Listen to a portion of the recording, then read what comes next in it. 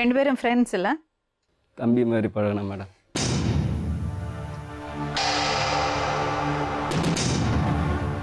ரொம்ப ரொம்ப க்ளோஸ் ஃப்ரெண்ட்ஸா தம்பி?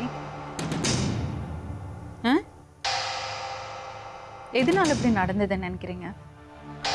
பல முறை நான் கேட்டுக்கிறேன் மேடம். எங்கள் வீட்டுக்கு அடிக்கடி வருவாரா அவரை? கூட்டின்னு வருவேன் மேடம். என்னப்பா கூட்டின்னு வருவேன் என்ன? யாரு? நான் தான் வீட்டுக்கு. எனக்கு அந்த மாதிரி தப்பான என் பொண்டாடி மேலே நம்பிக்கை இருந்துச்சு. இன்னி வரைக்கும் நம்பின்னு தான் இருந்தேன். இந்த 9ஆம் தேதியிலேருந்து தான் எனக்கு அப்போ தான் எனக்கு இந்த நம்பிக்கை, இந்த டவுட்டுன்றது. நீங்கள் 2 வருஷமாக அவங்க பேசிகிட்டு இருக்காங்க சொல்கிறாங்க.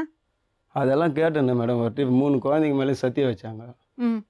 இல்லை சொன்னாங்க. அந்த மாதிரி இல்லை, சந்தேகப்படாத, நம்ம வாழ்க்கையே நாசனமாயிடும், நம்ம 3 புள்ளைங்களை வச்சுருக்கிறோம், அதை வளர்க்கணும். ஒன்றுக்கு 3 முறை கேட்டேனே நான் சந்தேகப்படுறப்பெல்லாம். லவ் பண்ணி தான் கல்யாணம் பண்ணீங்க? ஆமாம். உங்கள் வாழ்க்கை நல்லா இருந்ததா? நல்லா இருந்துச்சு மேடம். அவன் என்ன சொல்கிறான்னா நீங்கள் ரொம்ப கொடுமைப்படுத்தினீங்க சொல்கிறா. நான் கொடுமைப்படுத்தினதாவே இருக்கட்டும் மேடம். நான் என்ன சொல்கிறது, அவளே சிந்தல் கொடுமைப்படுத்தலை. அடிச்சிருப்பேன், திட்டுவேன், 4 பேர் இதில் தான். நான் அந்த கொடுமைலாம் பார்த்தேன். அவள் வாயால் இப்போ சொல்கிறது தான் கேட்குறேன். ஒன்று எனக்கு பிடிக்கலடா கொடுமை பார்த்துறதான்ட்டு என்கிட்ட நேர்லேயே சொல்லிருக்கலாம்ல. இல்லை சாப்பிட்றப்ப எதனா வச்சு கொடுத்துருக்கலாம்ல. எப்போ தெரிய வந்தது தம்பி இந்த விஷயம்? அன்றைக்கி டவுட்டு ஃபோன் வந்தது மேடம், ஒரு வருஷத்துக்கு முன்னாடி. அப்போ தான் நான் கேட்டேன். அப்போ 3 மணி டைமில் நைட்டா? ஆமாம், எழுப்பி சண்டையும் போட்டேன். அப்போ தான் சொன்னேன். நைட்டு இவர் 3 மணிக்கு ஃபோன் பண்ணார் என் ஃபோனுக்கு. அது எப்படி அவ்வளோ தைரியமாக பண்ணுறாரு? அதை நான் கேட்டுக்கவே இல்லை, என் ஒய்ஃபை தான் கேட்டேன்.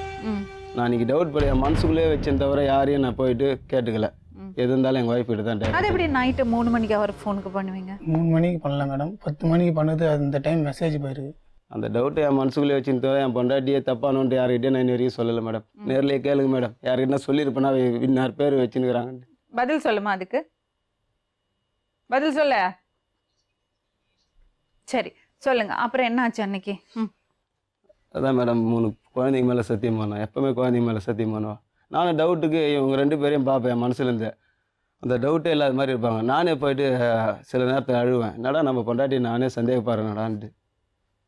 உங்களுக்கு ஏன் அந்த சந்தேகம் வந்தது? அந்த ஃபோன்லேருந்து தான் மேடம். அப்போ கூட ஹாஸ்பிட்டலில், அன்றைக்கி நான் ஹாஸ்பிட்டலில் படுக்கிறேன், உடம்பு முடியாமல் போச்சு குடியினால். அது போயிட்டு ஹாஸ்பிட்டலில் கொஞ்ச நாள் பிபின்ட்டு கவர்மெண்ட் ஹாஸ்பிட்டலில் அங்கங்க. அப்போல்லாம் எங்கள் ஒய்ஃபு ரொம்ப என் மேலே பாசமாக இருந்தா.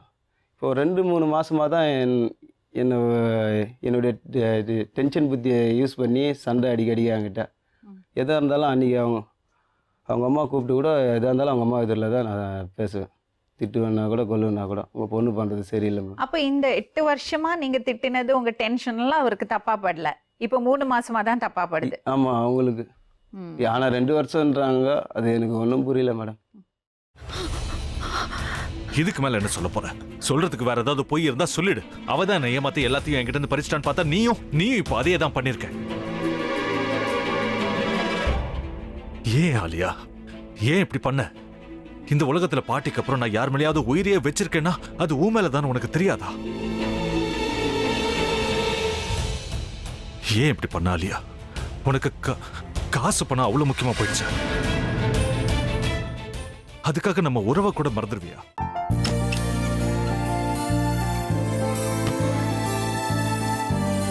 சக்தி சக்தி, ஒரு நிமிஷம்.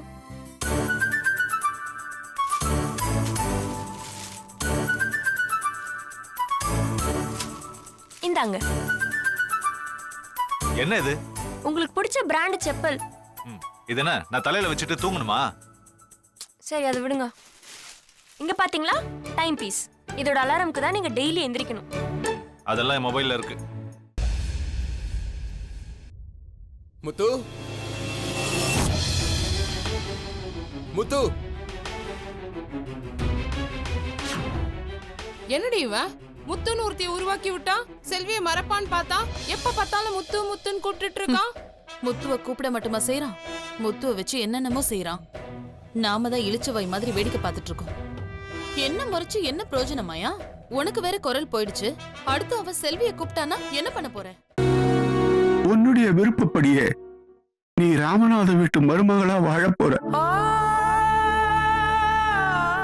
கண்டிப்பா என்னுடைய ஸ்தானத்திலிருந்து அவன் உன்னை நல்லா பார்த்துக்குவான் அம்மா.